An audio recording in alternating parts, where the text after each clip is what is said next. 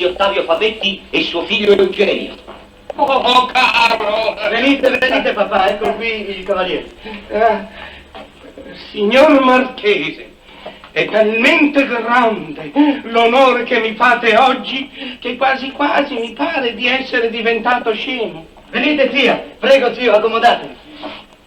Cavaliere, ho il piacere di presentarvi la contessa del Pero, mia zia. Fortunatissimo, signore. La contessina del Pero, sua figlia. Molto piacere, signore. E il principe di casa d'Or, mio zio.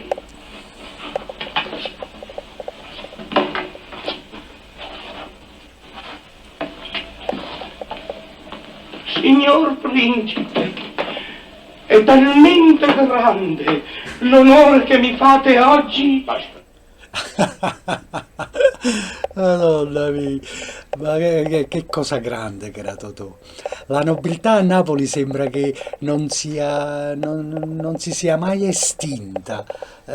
In tutta la città non è raro trovare eredi di marchesi, conti, cavalieri, principi e principesse e dalla società borghese sono personaggi che sono stati sempre ricercati, voluti, ammirati, invitati, ancora oggi, non vi credete.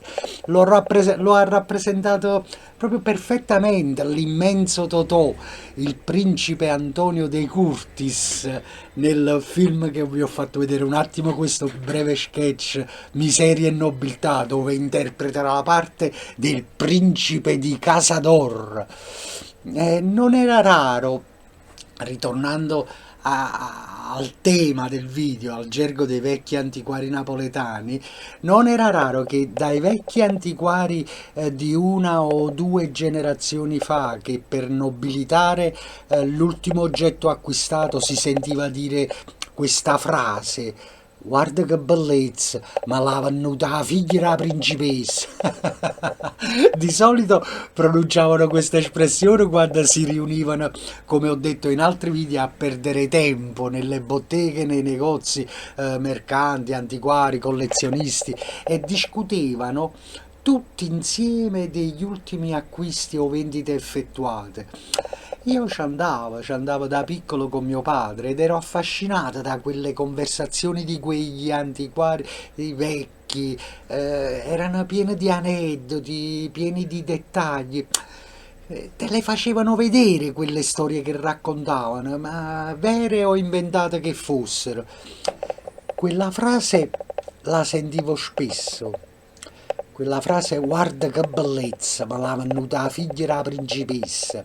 E di solito quando qualcuno di loro la pronunciava c'era sempre chi sottovoce bisbigliava nell'orecchio di qualcun altro con quel sorrisino beffardo e con un tono sarcastico. La figlia della principessa, forse voleva dicere a signore 4 e puntualmente i due di turno scoppiavano in una sazia risata.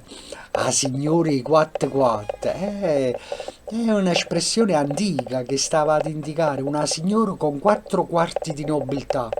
Quando l'ascoltavo ero quasi un bambino e non capivo cosa volesse dire, perché faceva così ridere.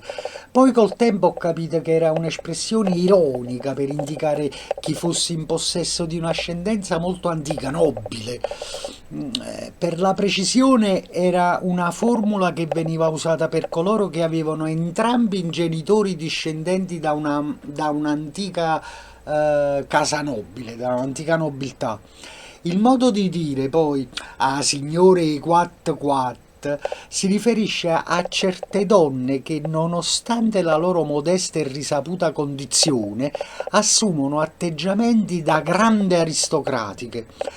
Un atteggiamento che contraddistingue spesso la gente che nel linguaggio popolare dispregiativo vengono definiti i pazienti sagliuti, pezzenti arricchiti.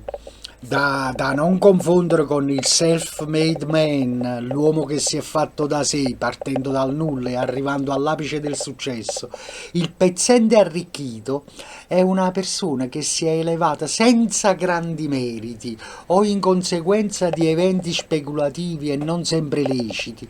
Quindi è una persona piuttosto grossolana che cerca di scimmiottare il comportamento dei membri dell'alta società, un tentativo di imitazione che lo rende goffo, lo rende spesso oggetto di derisione. Tuttavia, quando si trova a confronto con i suoi ex pari, diventa spesso arrogante e fa il possibile pure per evitarli. eh, Oggi è cattata la figlia della principessa, guarda che bellezza. La figlia della principessa. Forse voleva dicere la signora 4-4. È stata buona.